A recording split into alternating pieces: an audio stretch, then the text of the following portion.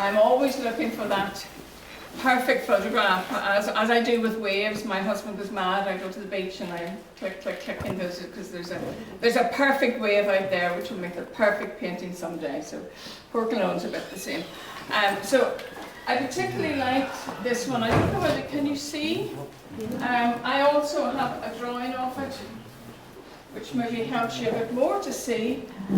What I liked was the brightness in the background and the way the sun's coming through the trees and the colours in the bluebells.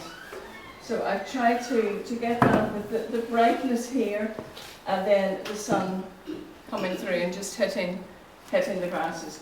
Those of you that have seen me here at Vizart will know that I love drawing.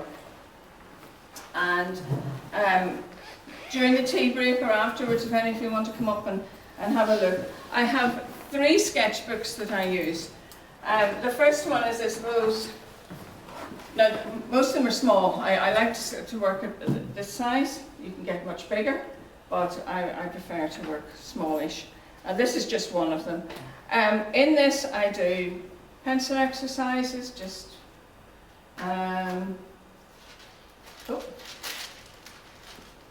some of it is finished drawings, some of it is most certainly not finished drawings. Let me see, this is a relatively new book and I'm not going to find anything.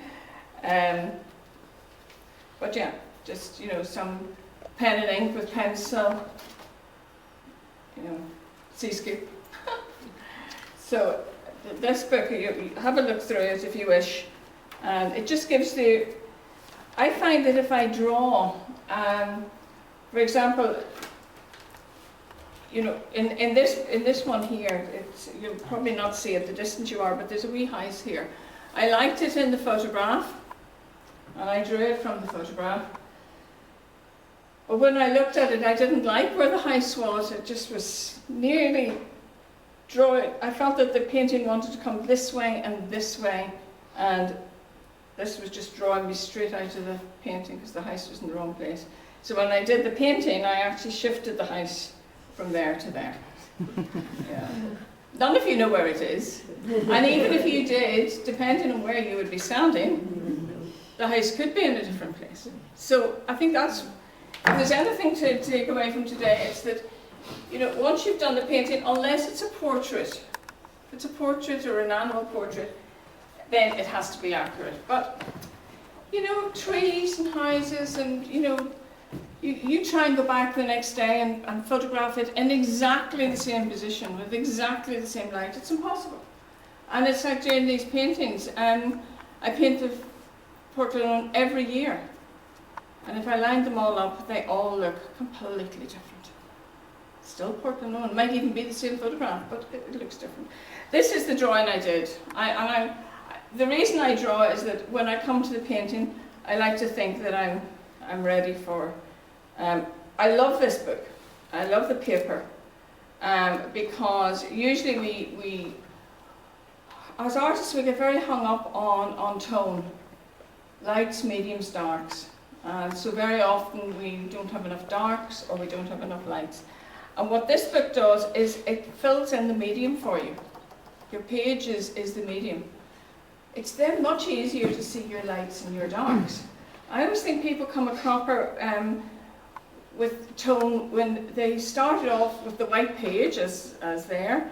So yes, you've got your lights, but then the greys, where do you go with the greys? And actually what you have to remember is you don't really need to go anywhere with the greys. They're the mid-tones, as long as any colour in that mid-tone. But I also do this sort of thing where, tried different shapes, cropping photographs, best thing to do.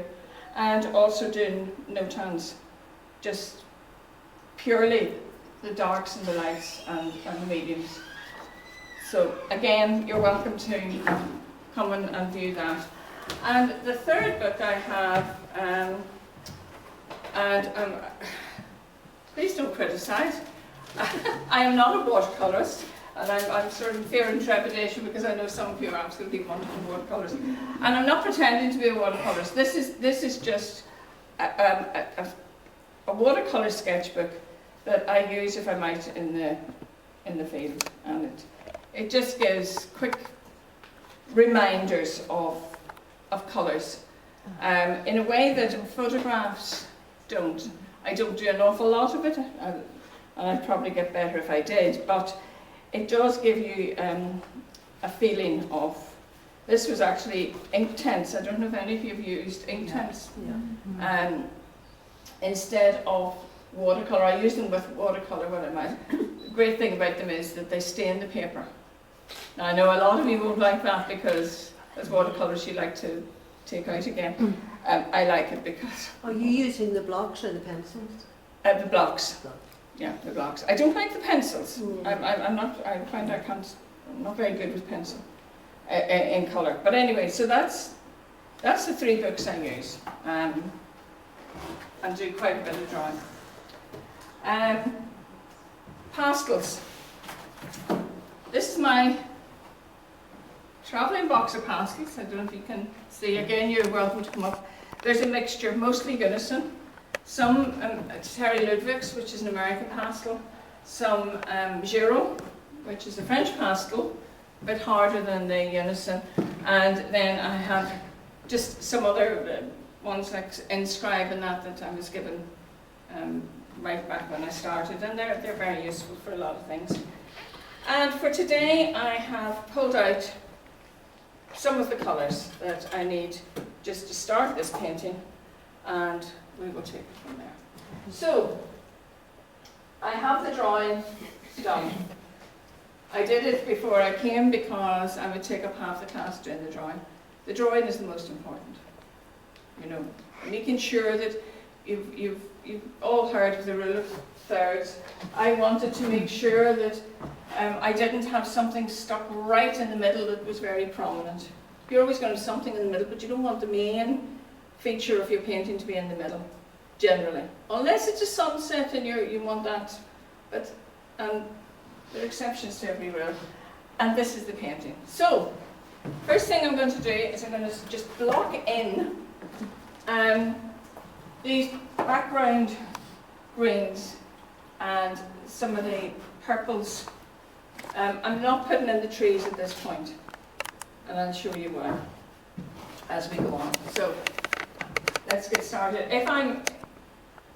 I'll answer questions as I could talk and work most of the time. If you can't hear me, shout up. But the wee boys used to hear me in the back of the classroom, so I don't think I've lost it completely.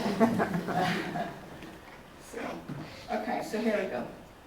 And this is just a Unison pastel. Now I'm putting this on quite light. And I think that's another thing for pastelists, and indeed any paint that you're using. Start off lighter. I think, you know, as an oil painter, I would have started off with washes and worked my way up. But doing this, it allows you to, if it's wrong, you can take it off again or work over it. And pastel is one of those very, very forgiving mediums. Are you working on pastel mat today? Yes, I should have shown you the pastel mat, but again, you know, feel free to come and see it. Pastel mat comes in all sorts of colours. And I'm using the white because it's bluebell wood. I find that the other colours, if I'm using blues, distort the blue. And I don't want that. I want my blues and purples to be bright and vibrant. So but yes, they do. I mean, any colour you can think of, they have a paper, and it can work very well.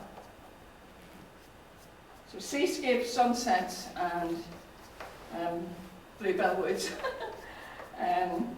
I use white paper. But if I was doing a landscape, hay fields or something, I would be maybe using a terracotta or a gold. Sorry, I'm just going to have too wide to. So forgive me those on that. Oh. Is this blocking your view? For a moment. Yeah. Okay, I'll try. I need longer arms, people. That's.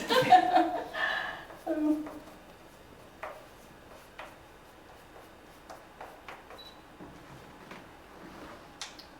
setting these down so as I'm not tempted to keep going back and using the same one.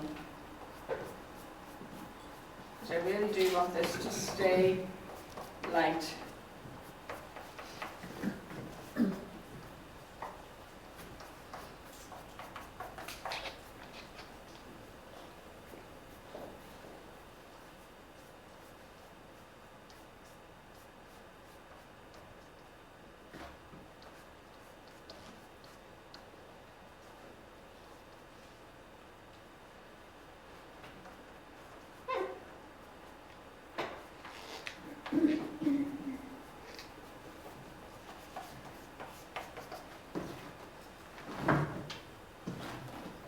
Any questions?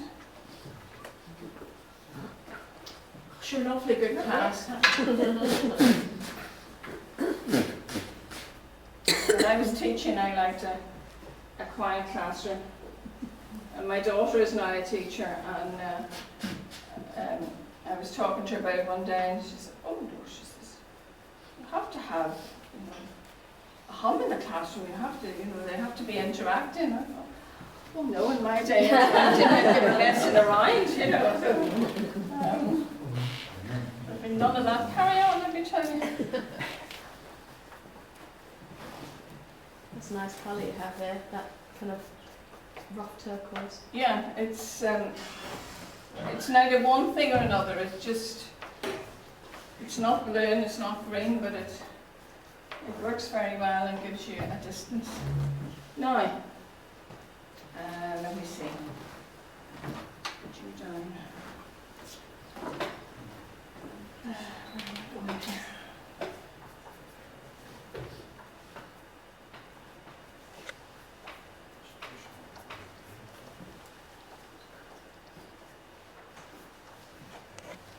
So you find when you work on that, because you're working on white, and you did some of your practice thinking on the mid-tone paper. Yeah. Do you find it a little disconcerting to be working with white again afterwards, or do No, you feel because you're just more sure of your mediums now? yeah, all I wanted was to work out where the light was really, because if you come up later and look at this photograph, it's very easy to say, "Oh, is that light? Is it medium?" It could be either in places, but I wanted to sing a bit, and the only way to make light sing is to have the darks prominent beside them. And sometimes I see people and they want something to get lighter, and they're doing it by lathering on White. or lighter and lighter colours. And in pastel, the very light colours have a lot of white in them, so it ends up chalky. And the more you put on, the chalkier it gets, and you lose the. Whereas what I want is so in order to keep the lights looking light, very often what you should do, and it's the same in oils or watercolour. What you should be doing is darkening around the light. It makes the light pop. And I see so many times going into exhibitions and then we see paintings that had they just had a little bit of darkness, more darkness, deeper darkness in, would have worked so much better. I mean, it's true of my own. I took a photograph one time and loved it, beautiful day, I driving along, nobody to disturb me, no kids, no husband, just going along photographing anything and I did the painting. Never happy with it, couldn't understand why, until I showed it to somebody and they went, "Well, there's not enough dark." Well, sure, as soon as they said it, they were right. No darks whatsoever in it. A little excuse for a dark in a couple of places, but and that was what was wrong. And once that was rectified, sure, the painting came to life. Okay, so I am now down in my darker areas. I'm And I want, again, this turquoisey green is quite good for giving the impression of grasses without being a emerald green, which can be quite difficult in a painting. And I'm trying very hard not to get too dark. It is so easy to just slap on plenty of colour. Because let's face it, colour is what we all love, isn't it? It's also the danger when you go into to buy pastels. There's all these beautiful colours, and that's what you want. What you really should be doing is buying the greys to allow your bright colours to sing out. Okay, I'm nearly there. Let me see. What do I need?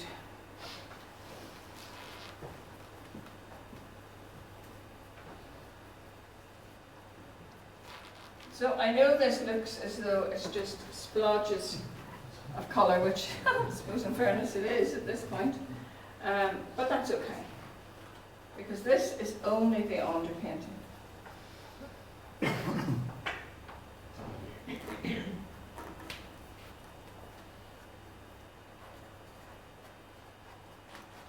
Alright, so now comes the fun bit. Now, there was a time when I came to this stage that I would have taken a big brush, plenty of water, put it all over. Pastel accepts a lot of water, but if you put on too much, it will start to coggle. And then, as Leslie knows, it can be can be a nightmare when you come to framing it, because it's not going to lie flat, and parts of it will hit the glass, and it's just a mess. So I recently was using a spray bottle simply because there was a part of a painting that I had brushed out and I wanted to fix, and find that actually it did a much better job than all the water I've been putting on, and I had much more control. So pastel is pure pigment. That's all it is, pure pigment bound with, well, in Unison's case, with water, and allowed to dry. Some of them use a different binder, but it's still, it's basically whatever your watercolour paint is made of, or your oil paint is made of before they add other things. That's what pastel is. The effect of that is that it's a very stable medium, and it's very light fast, much better than oils discolour from the varnish. Watercolour fades in the light. Pastel does not. And I've had pastels sitting opposite windows, and they're as bright now as the day they were done. So,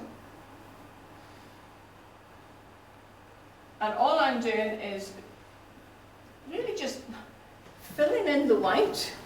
Now, I know watercolours love all those bits of white, and it's probably one reason why I'm no good as a watercolourist. I hated that. I didn't like to see bits of white. I wanted it coloured in. I am leaving parts white because I want sky holes and I don't want colour on them. But generally, the painting will eventually be completely covered. Your brush is quite little. Well, again, So there's a I'm not going to story go with behind that, or watercolours, is but I know they will be absolutely horrified to know that I'm using a very good watercolour brush. But after many, many years of using it, it's down to this and still very useful. And it's the beauty of a pastel mat. You could not do this on most pastel papers. Most pastel papers are like sandpaper. And if you rub your fingers over them, they'll take the top of your finger very handily. Pastel mat is not like that. It's a very smooth paper. And I honestly don't know how it takes the amount of pastel that it does, but it does. So I'm just going to I took rather more time at home, but I'm conscious of time here, and I don't want to waste your time doing this, because this is only the beginning of the process. I could, and have done in the past, put on, I'll do it here, enough water that it starts to run, and you can get all sorts of effects. But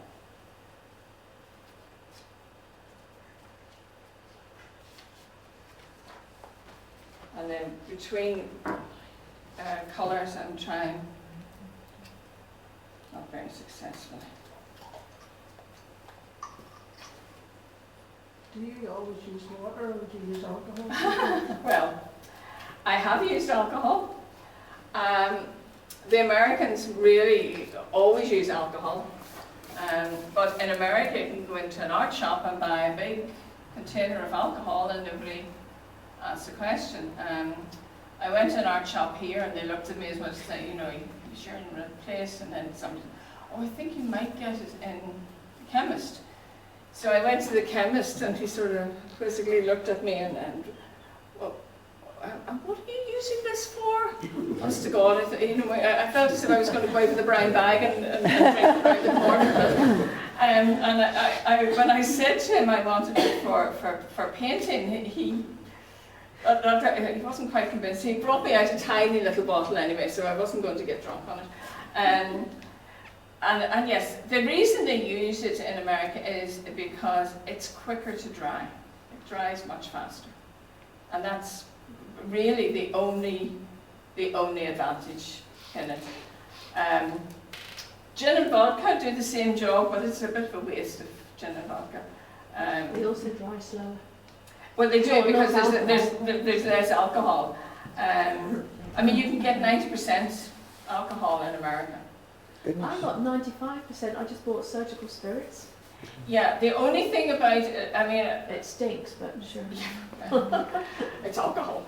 A lot of my pastel friends in America, they don't use 100, they don't use the 90. Okay. Because even on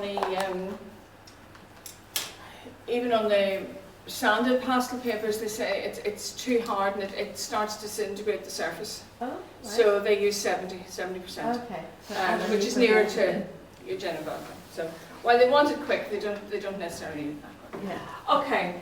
I'm not going to go right across it. You've got the idea. All I'm doing is I suppose setting the colour, that it won't come up and mix in with what I'm putting on top. Sorry. Do you do that with every painting? Yeah, more or less. I certainly do it with the darks. If I was doing even a sunset and I wanted a dark sea and dark clouds, I would put them down so as it doesn't then interfere with my bright colours going on. Right. So usually, now today I'm doing like a two-step underpainting, simply because there's so many trees, and if I put the trees on with these background colours, the yellows and that would not have stayed pure. Okay, so it depends what you want to do. Okay, if I was at home, we wouldn't do that. I wouldn't do that. If I was at home now, I would leave this. I would go make a cup of coffee, as a good wife would do. Put on a wash, maybe prepare the dinner. No, but I would go for a cup of coffee and take some time, and come back half an hour later and hope that it's dry. It very much depends on how much. But in true Blue Peter fashion, here's one I prepared yesterday. So now, this one is maybe, well, it isn't, it's not maybe, it's not as vibrant as that one. Simply because I was doing it, I was going to a meeting, I was like, need to get this done, put on too much water, and washed a lot of my colour off. However, it doesn't really matter, I still have these background colours which I want. And what I'm going to do now is I'm going to put on the trees. Let me just take out these darker colours.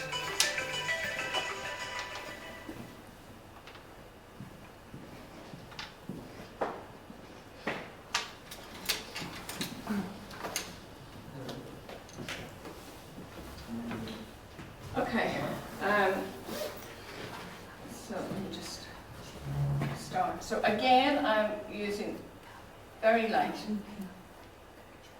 because again, this is going to be washed in. But all I want at this point is an indication of some darks. And I want them on so as they won't interfere with the rest of the paint.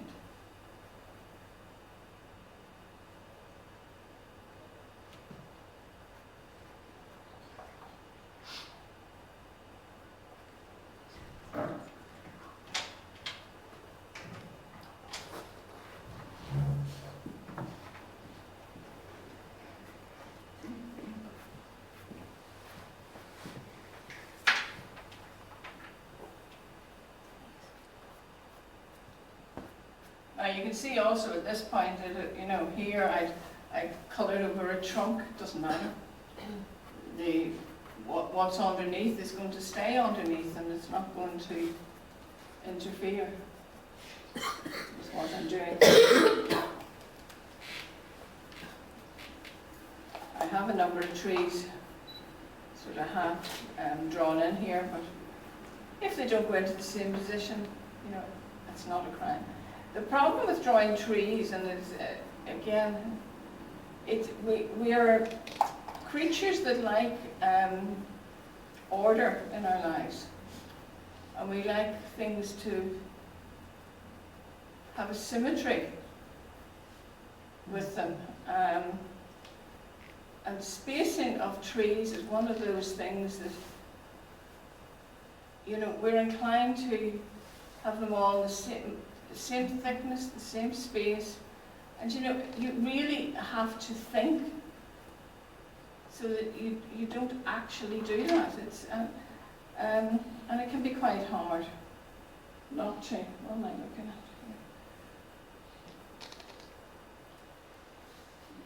here? So these are further back, so I want them not to be just as dark.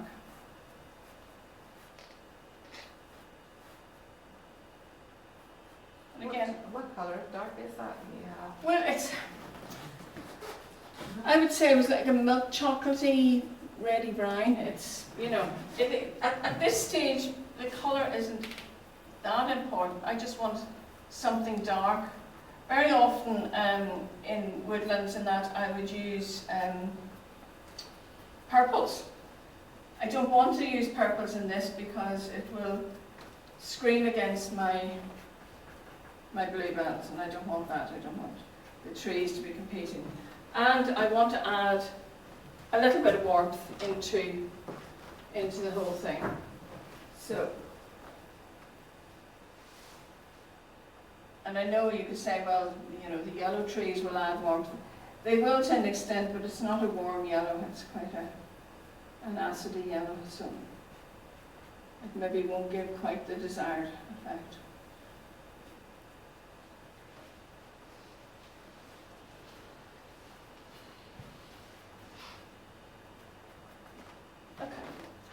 And I simply repeat the process, only this time instead of spraying, because now I want the colour to be in a very particular place. So now I'm going to use the brush. And it's really just to wet it and not let it run too much anyway. And again, all I'm doing is filling in the paper, really, with some colour. It's going to give me an indication of something nice.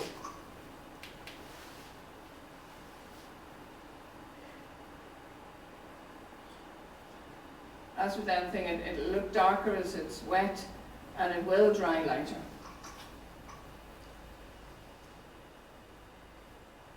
Again, it's that fine line, and you'll see in the next one that, you know, that fine line was crossed in some places where I just put on too much pigment in it.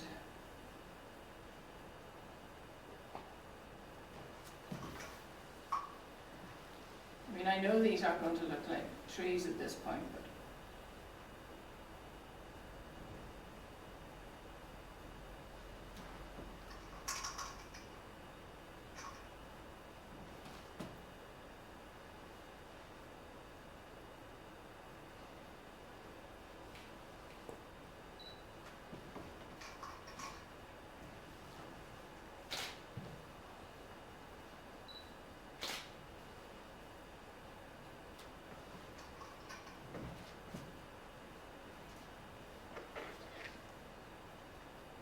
all say if I was doing this at home, I would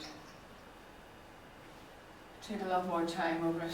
I just want to give you, I hate when you're watching a demo on YouTube, or you've bought a video. I know that's very old hat now, or DVD or whatever. And at some point, they stop the video and then they start it again, and they go back to the painting, and it's changed. And you go, Beyond all recognition. yes, and that's the bit you needed to know, because that's the bit that makes it, that's the magic that's, you know, I just find it really annoying.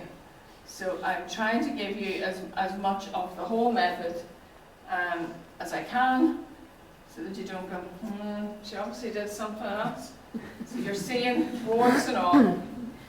And believe me, I paint as many warts as anybody, and there is a pile of, I can't even call them paintings, there's a pile of stuff at home that hoped to be a painting that got ruined. It's funny how we can't bear to throw them all away. Well, I keep them. I keep them because you know, there's always a thought. Oh, maybe maybe it's just a bad day, and maybe I look at it in a few months' time and think, do you know what I could do? And that does happen. There's times that you think, oh, this is awful. This isn't working. You go back to it a month later, or you come across it as you go through this pile, and think, oh, actually, do you know, I could do something with this. There are some that I've had for a number of years. I like, because I think, if the day was right, they're still there. They've never gone anywhere. Okay, so what way are we for time? Oh gosh, Oh yeah, I'm rattling through. So I now have my darks in. Will they stay that dark? Will they go darker? They could go either way. But I've got something there. Some of these I'm not touching it. Some of them will stay, just as an indication of a tree. So we now come to, and I'm leaving there so you can't see them all. So that, you know, it is most definitely the same. As you can see, my trees there are, in fact, I think I probably prefer them in that one. I'm going to step down. Yeah, so, sometimes when you've got more time, you take more care, and in doing that, they become a bit more photograph or from a drawing, and put it into a painting to get the size right and the perspective right. And I know professional artists that just would not do it. It's just the margin for error is just too great. Okay, I'm going to put all of these out now.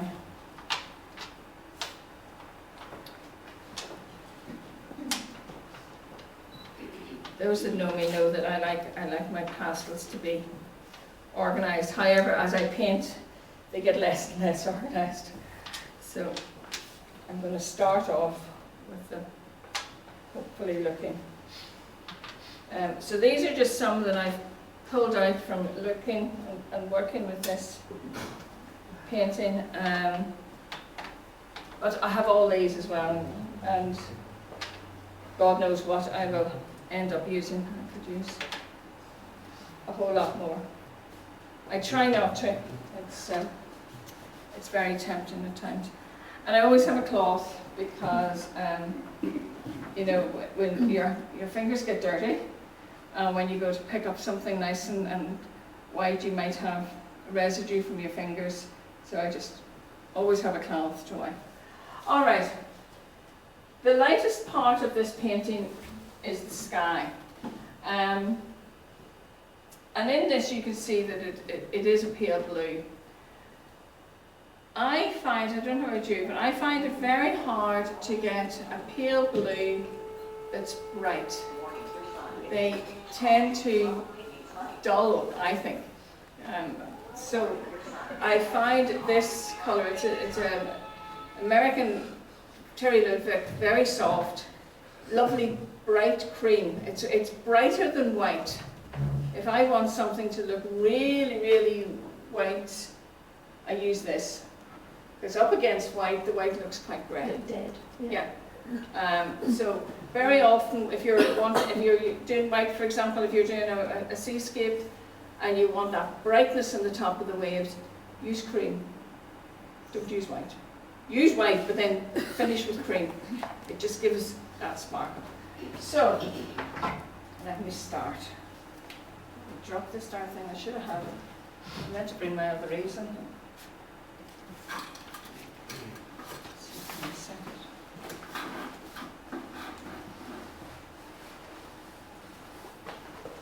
Come on.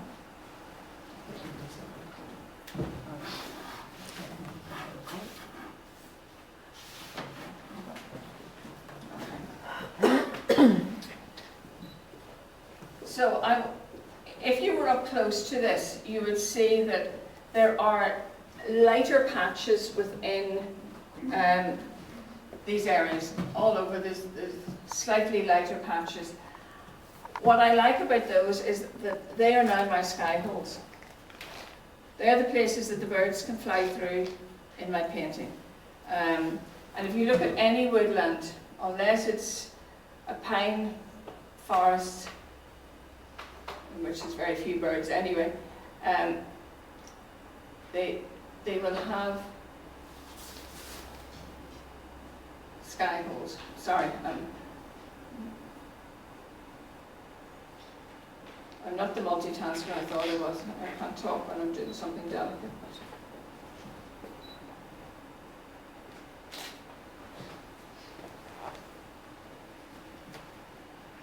Okay, see how it's coming through. And this is great for defining where the edges of trunks are without having to paint the edges of trunks of trees. Just, oh, good Carol, thank you so much. Take the whole thing down. Never mind your camera, mind my pastels. Brush. There we go. This table was so beautifully organised when I started. Right, okay, that's great. Thank you so much. Okay. Oh. Yeah, that makes it a lot easier. All right, so I'm now going to just keep picking out places where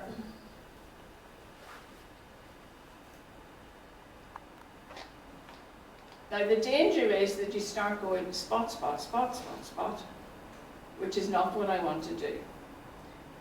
So you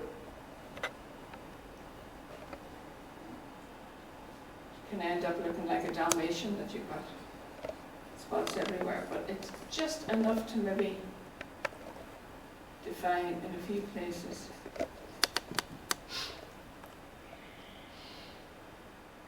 Now the nice thing about the pastel as well is at this stage I can cover up any of the colour that I have underneath. Down here I see a lighter bit, but it's only a slightly lighter bit, it's not.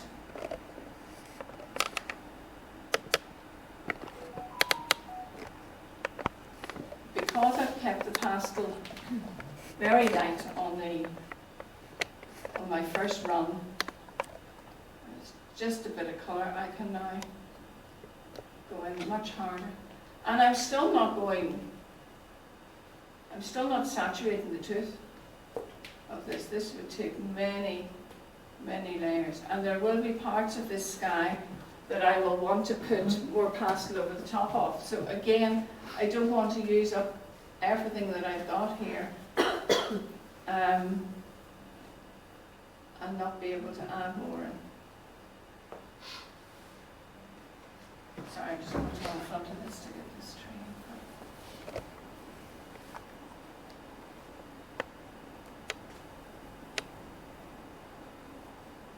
This pastel is this funny shape because I dropped it and broke it. So they do not come in these funny shapes.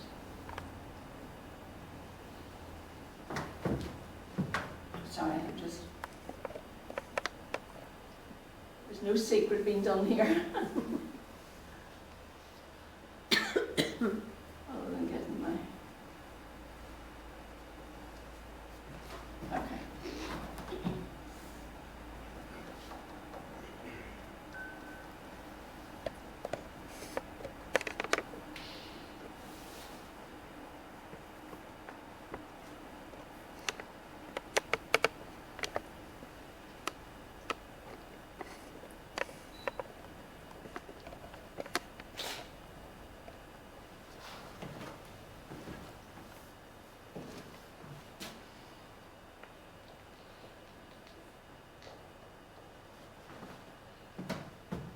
Any questions?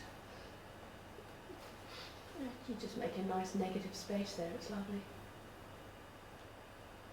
It's really putting depth into it, isn't it? Mm-hmm. Yeah, but, and that's what you're trying to do. It's creating distance through as much as you can, especially in woods.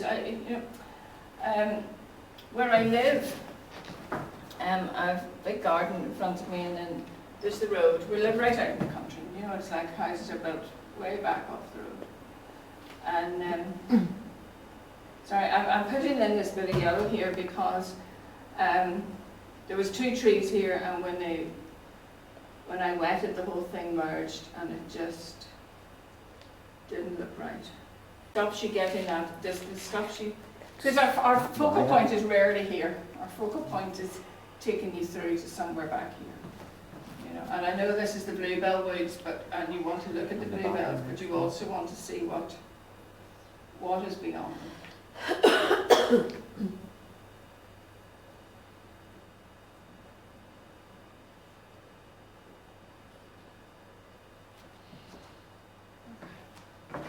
Now, I could go on finding bits of sky that I want to put in, and I probably will do more at the end.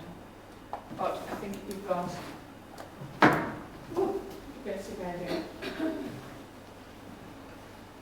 Yeah, they're trying to create. It just gives that brightness again. It's well you're saying. Yeah. So I'm now going to start in the middle ground. I'm quite happy to leave all this as is, and now I'm going to start. There's leaves and things coming across these trees, and that's what's going to give the depth. And I have to now decide which of these trees I'm going to come across, because actually this one doesn't have any leaves coming across because it's right out in front of me. This one has a few, it's coming in from the side, and I want to be able to come through here. So, yeah. And actually I should have more lightness in there. I'll just put that in there. And you can see I'm using my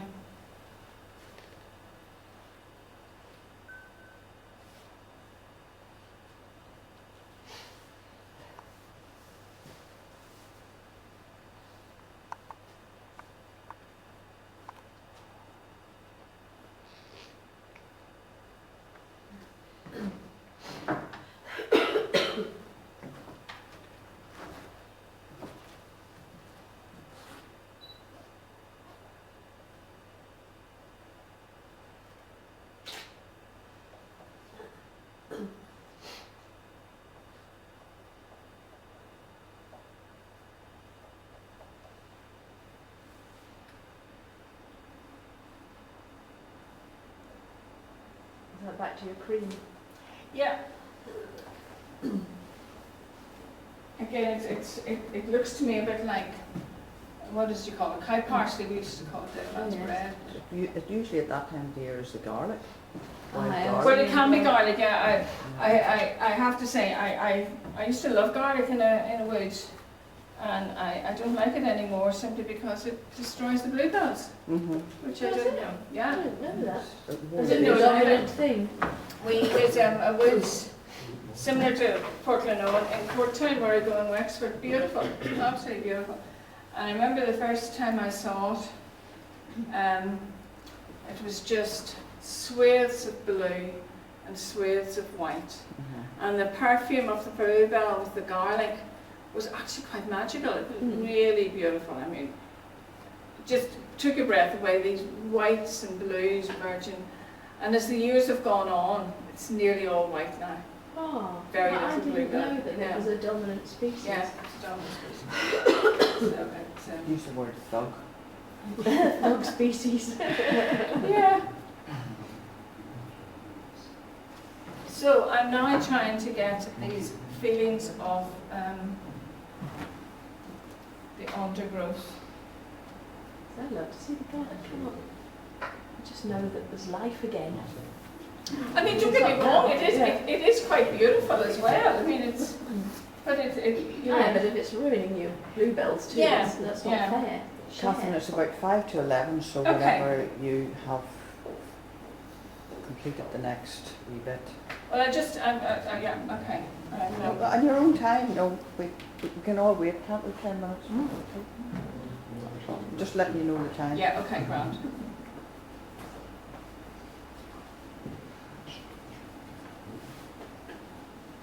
So you using turquoise to make the shadows of the cow parsley?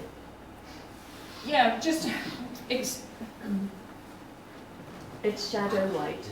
It's shadow light, yes, thank you. That's what I was trying, how do I explain this? It's very bright light that's going into the background. And some of this I will probably maybe lighten down. But yeah, I can stop any time now because you know, I'm at a stage where it's not critical anymore. So if you're ready to finish, Barbara, I can. Well, thanks very much. Yes, I think, are we ready down there, ladies? 3 minutes, 4 minutes, just you keep going. Yes, Mom. I got no reply from them, which indicates that They're gossiping, are they? no. They're intent. Now, because this is further away than this, I want these.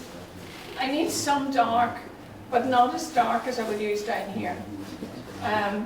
Because if I use it too dark too quickly, it'll pull that forward. So I want to keep it back. Okay. And I'm literally just barely touching this. It's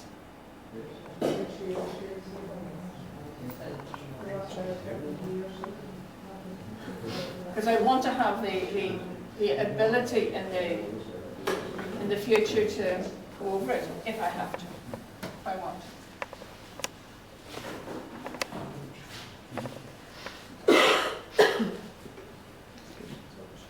Right, I'll stop, and if you want to just come up and look at what I've done, talk to me about Brilliant. it. Thank you very Get much. your tea. I'll do my best to get it back as quickly as possible. I have to say, anybody doing portraits, I totally admire. It's something Absolutely. I've never, Very ever business. been able to do. Well, I just think it's wonderful. Mind you, I've watched Jackie doing her watercolours as well, and they're just beyond. I love the way she just, it's dip, dip, dab, and suddenly it's there. It does its own thing. Yeah, whereas if I dip, dip, dab, it's like, oh my God, it's just, anyway, to get back to what we were doing. It's up again. Do you want that down one? Is it not quite? No, it's fine, no, I can see it there. No, it's perfect. Now, as I was standing back there, looking, I realised I had done exactly what I had just not to do, which was put a barrier for the viewer to get through. And I didn't have a pathway through here. So I'm just going to cover up a little bit of that. It's not a path, it's the bluebells, but it's still, it'll take your eye back in through the painting.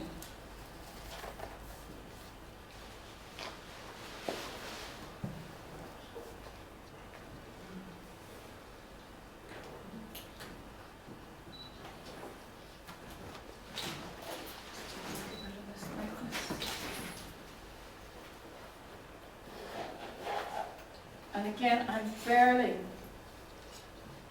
touching it.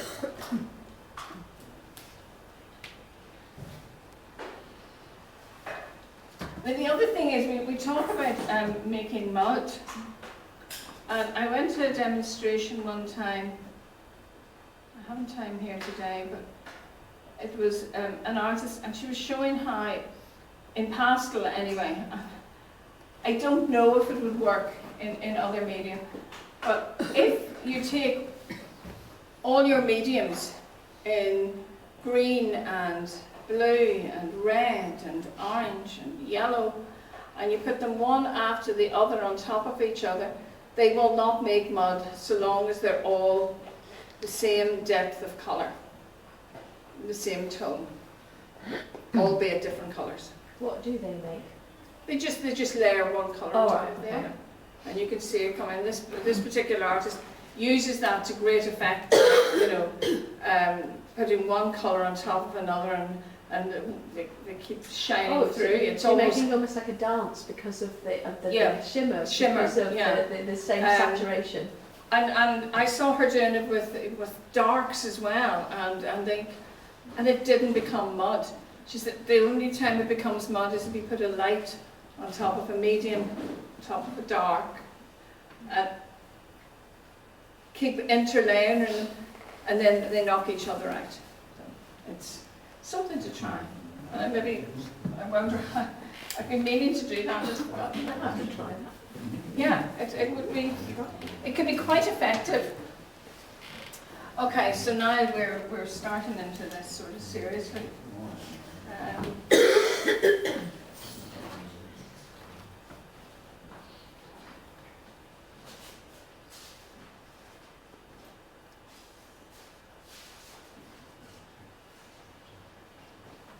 Trying to think of some of the questions I was asked in the break. I can't, but if anybody wants to ask something, please feel free.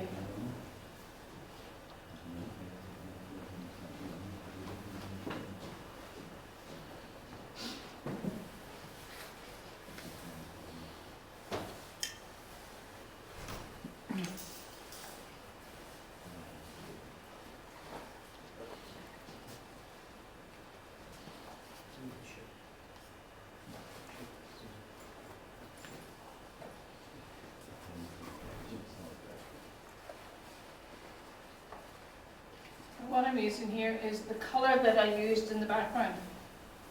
And I'm just putting it back on the top and skimming over some of these branches to give the effect of leaves in front. I don't want to cover up all that I've done. I don't want to change the colour because this also has to look as though they're far away.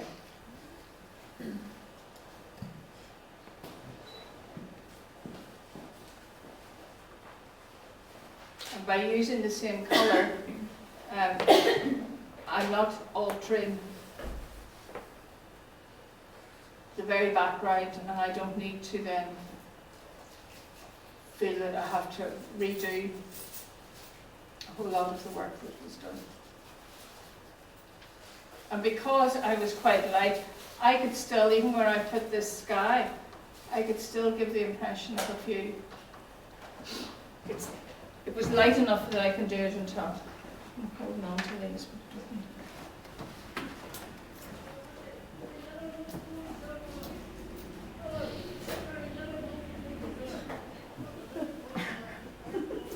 Men at work. There's men at play, none of them can hear.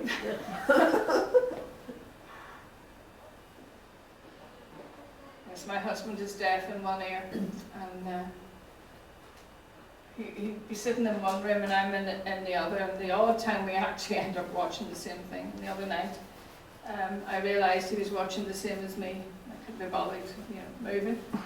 And but I was able to turn the sound down on my TV. His room was on the other side of the kitchen. I could hear perfectly.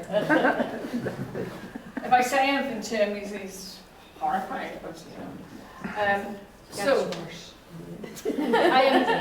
I am now going to put in some of these more distant trees. Let me see. I want something that's light enough to not intrude, but dark enough to give some depth. Let me see. Gosh. I know what I want, I just can't find it. Yeah, I do it. Oh.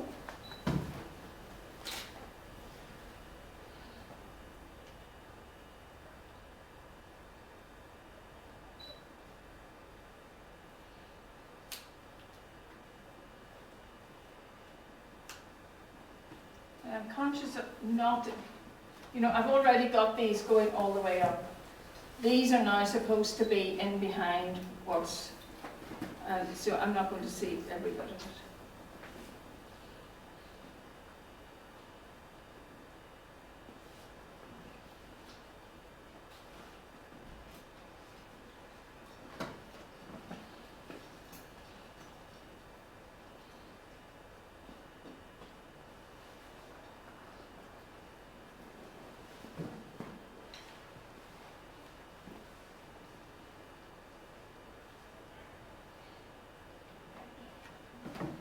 Some of these that I want to just. And what I'm using here is a zero pastel, which is quite hard, but very good for this sort of thing where.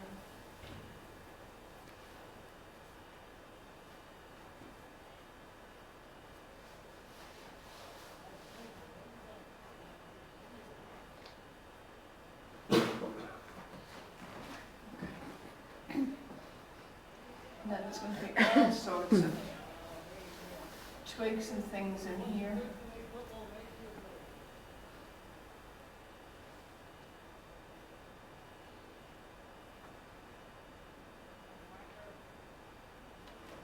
I'm not going to be too fussy about them.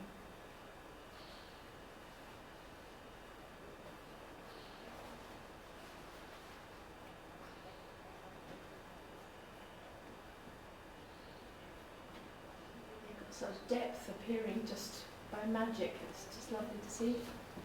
Yeah, it's amazing. It doesn't take an awful lot to create it. I'm also trying to use this on its side and not, I could use this as a pencil and do, and sometimes I will for, if I wanted very fine lines. Actually, these wee round ones are great if you wanted to do small twigs coming off, and you just roll it, and it can give an effect. But for most of this, I don't need that.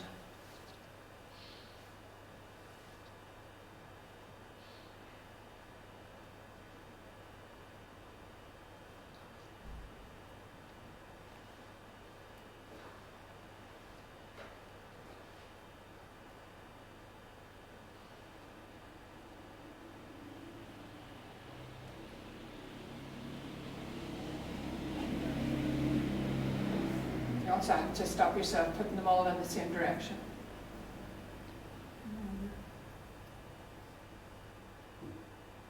We're such creatures of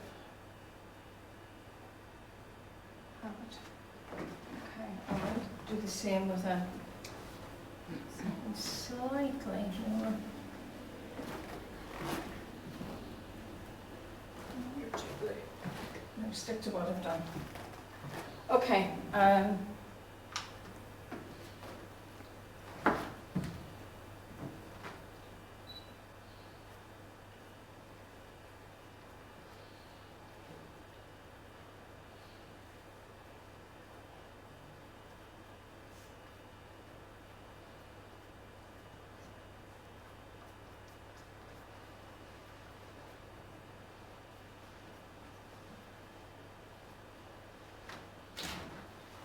Something a little bit lighter.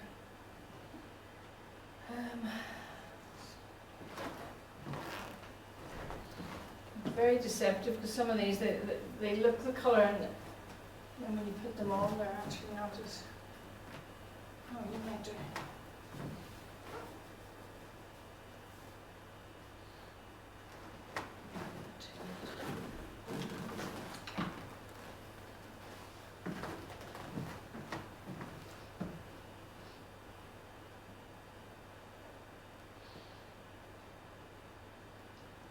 I need it to be warm enough without it being competing against the bluebells.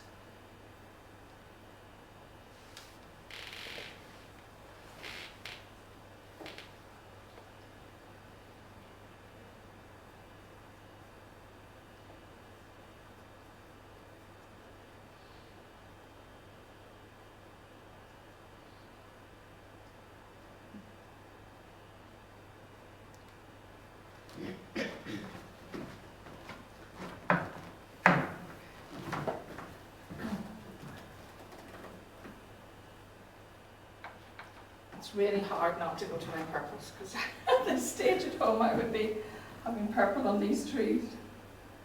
On the shaded side. But I don't want it to take away from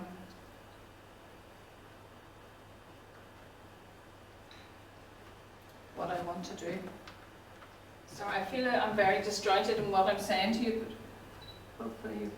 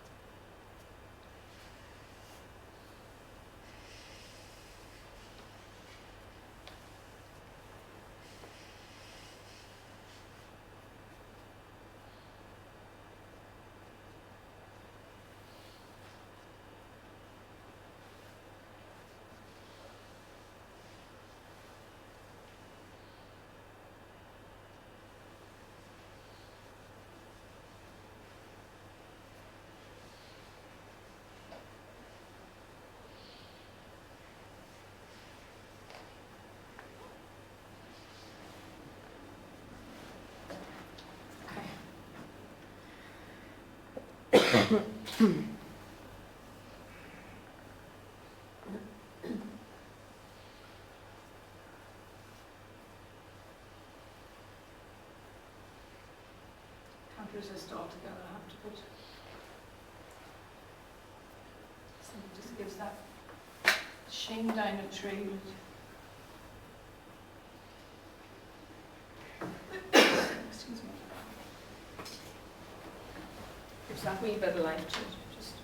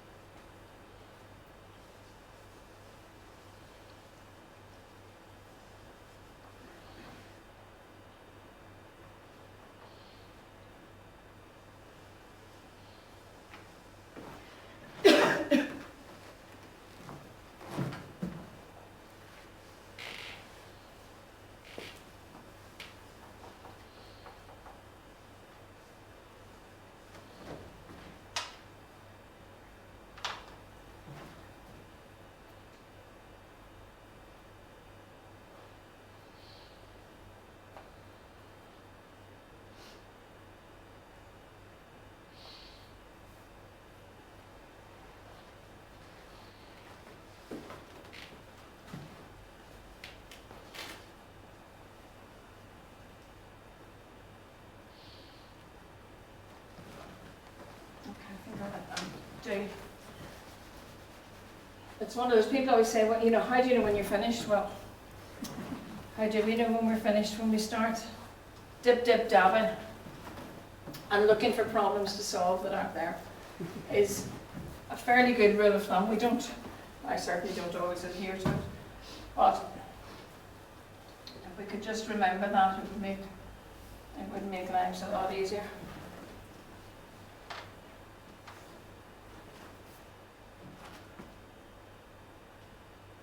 Too light. Sorry. Oh, I know what I want. I can't find it. You know, it doesn't matter how many pastels you have, you never have the right colour. Right colour. It's crazy. And believe me, I have a lot of pastels. I've umpteen at home, it's just ridiculous.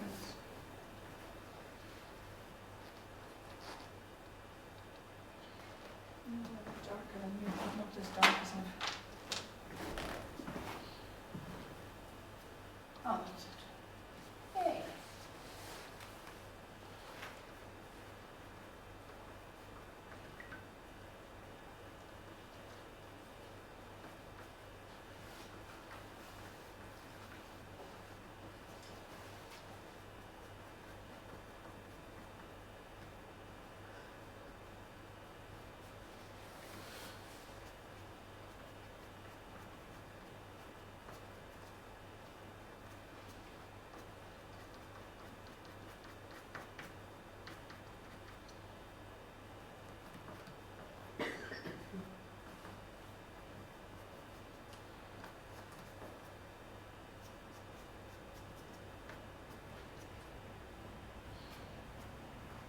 I'm trying not to lose what's gone before, but just cover up some of it to give that impression that there's things behind other things.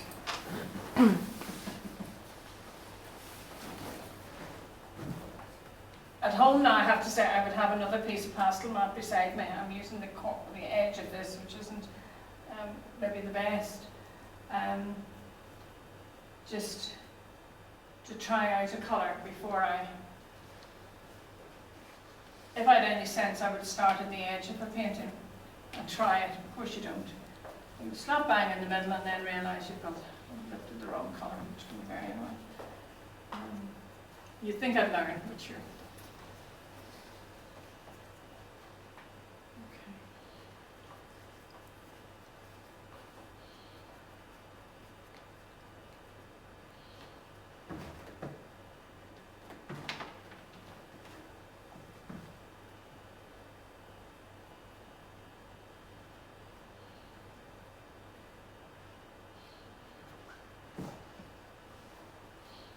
If I'm standing in front, shout at me because it's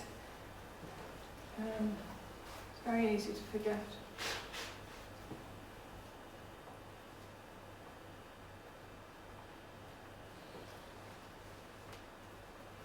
So again, I'm just dancing pastel across. Just I don't want it to be too prominent. I want to be able to. It is so easy to cover up everything you've done.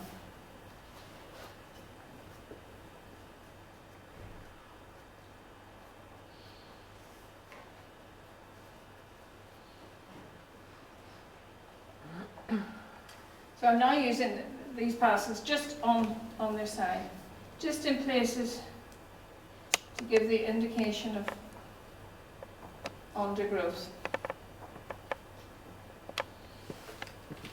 I was saying to somebody earlier that, you know, there have been times when I've ended up putting on too much pastel and I then come in with my water and just, if you have a lot of pastel on, it sort of runs and does funny things. Now, it can end up a total mess, and I've ended up having to put a lot of them just under the tap and letting it wash out. But sometimes you get happy accidents, and that can be quite joyous. It happened to me quite recently. I was doing a seascape, and I was doing the surf, and I really had put on too much product. Thought, oh, I'll spray it down. Went and had the cup of coffee. Didn't realise just how much I'd sprayed it down. So there was still quite a bit of dampness in it. But of course, I couldn't resist. You know, any of you that have done watercolour and you think, oh, I'll just, you know, and the next thing you have cauliflower or whatever. Well, this all started to go funny. But in going funny, it was like paste. It was like, you know, and instead of the brush making nice marks, it was sort of lifting bits and depositing them. Oh, and then I thought, oh, actually, because it was lifting bits out and I could see the colour I had underneath, and so I continued to do it. I did try it on another painting, didn't work. I had just got that one at the right moment of lack of wetness and dryness, and so I thought I'd invented a new technique, unfortunately not. So.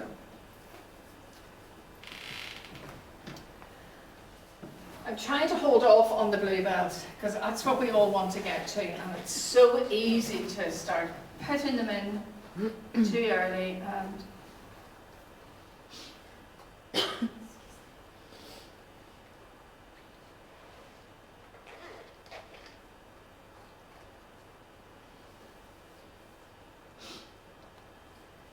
I'm also trying not to paint every blade of grass, which I used to be very guilty of when I look back on, particularly my bluebell woods. I would have every bluebell, every blade of grass. Now they were nice, but it was just too much.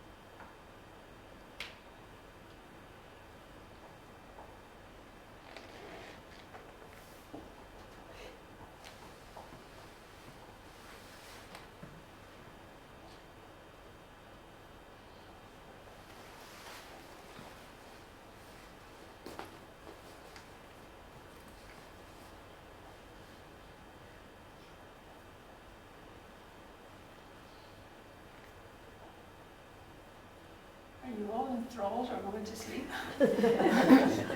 Just concentrate. I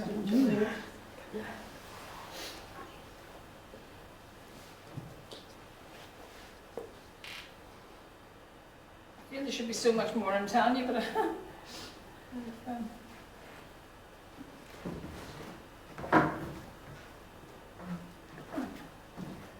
getting there.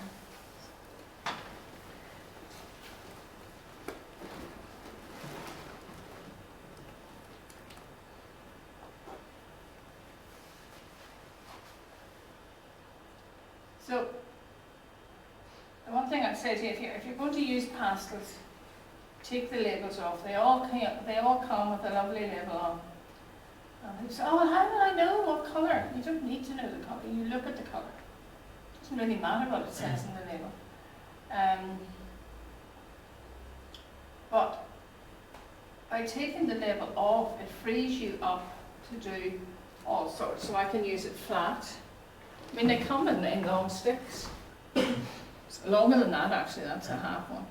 But by using this, you've got nice sharp edges on the top. You can slide across as you work with them. You can see this has been slid quite a bit because it's literally flat on one side and round on the other.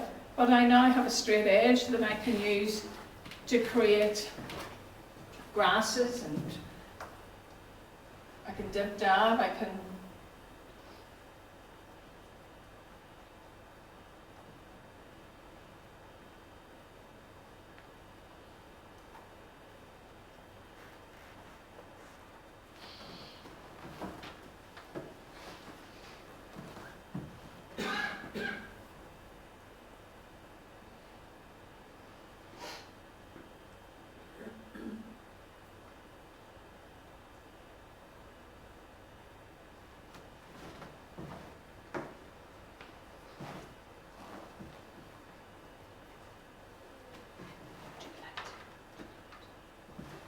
Sorry, I talk to myself and give off to myself when I'm painting, even when I'm on my own.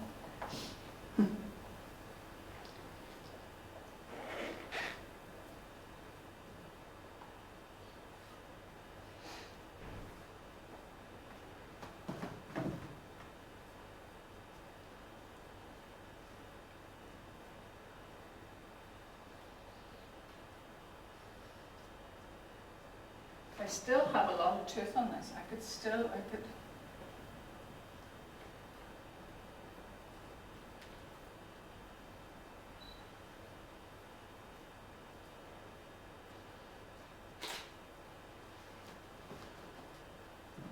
Now with this colour, I'm going to bring a wee bit of it up in here.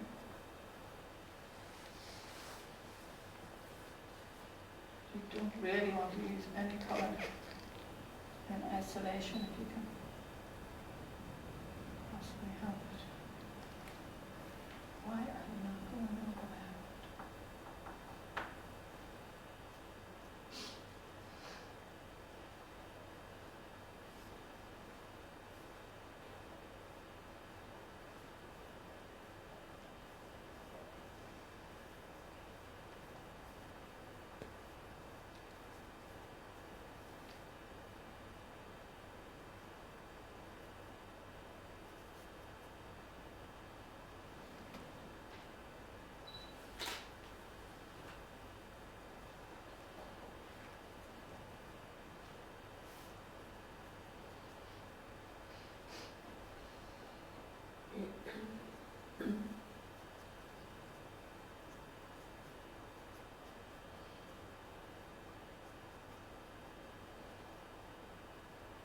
And hopefully this green going on is throwing what's behind even further back.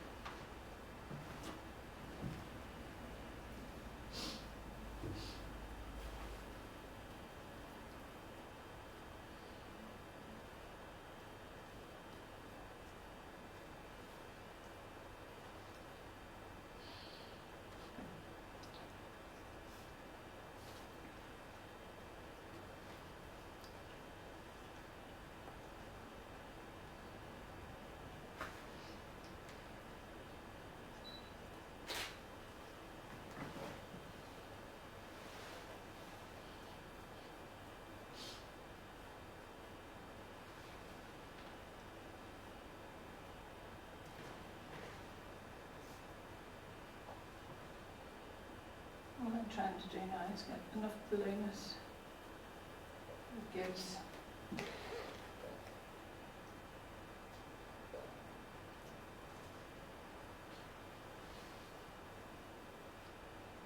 gives enough light and shade. My brain stopped for a moment.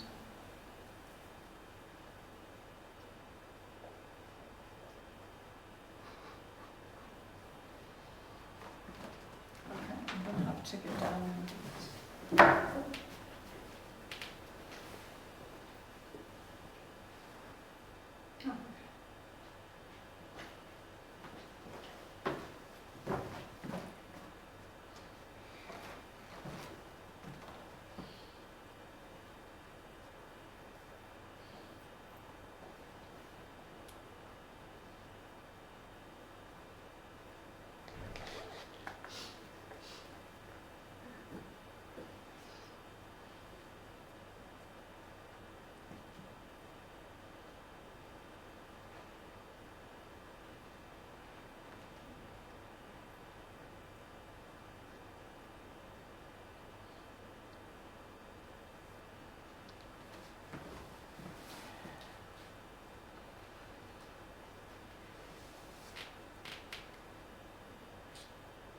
the mid-violet now.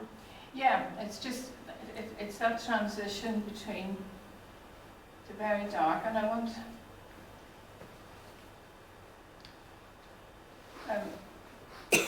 to give the impression that it's all the one flower, but also give the impression of the lights and darks. So the light of this mid-violet is going into the pale violet, but it's also going into the blues, and that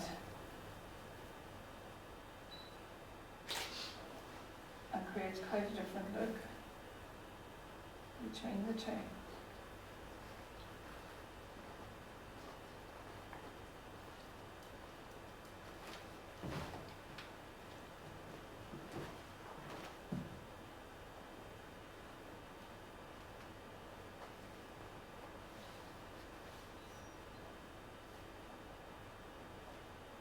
And now I'm sort of a little bit harder.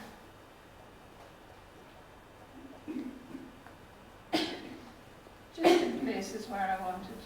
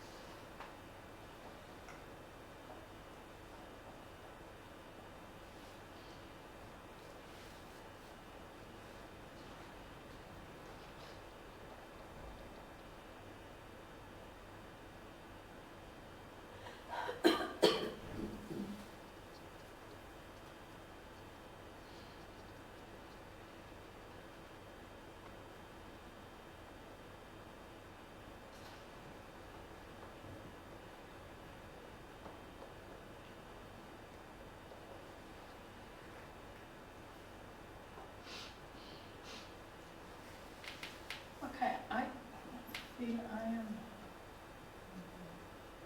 nearly done. Right, it's one of those, you could go on.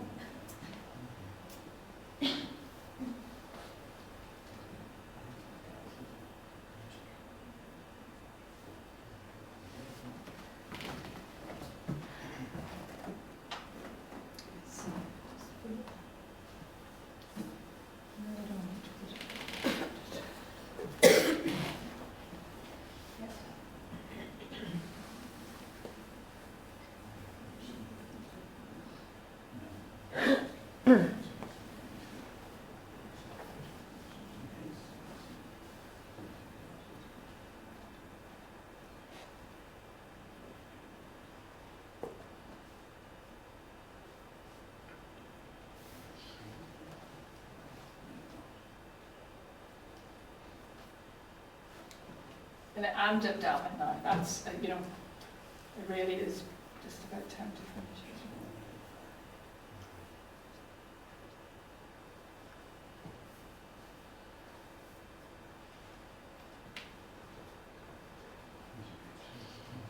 Yes. Stop. All right. Yeah, just I went, oh, it's now come together with your fuchsia. Yeah, I think it just needed that. It needed that extra colour and just the shimmer. Other things I do get probably out. Well, I'm just saying, you know, if you wanted to stop then, you go, you can. So, oh, good. But find some other stuff, obviously.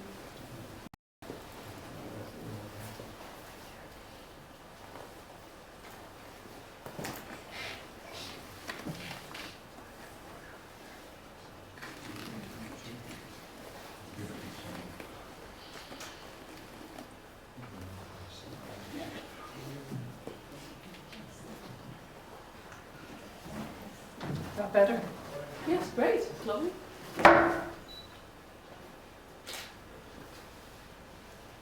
Beautiful. It just makes us look forward to when they really come. I know. Yeah. And I will be in Portglenone doing it again. Okay.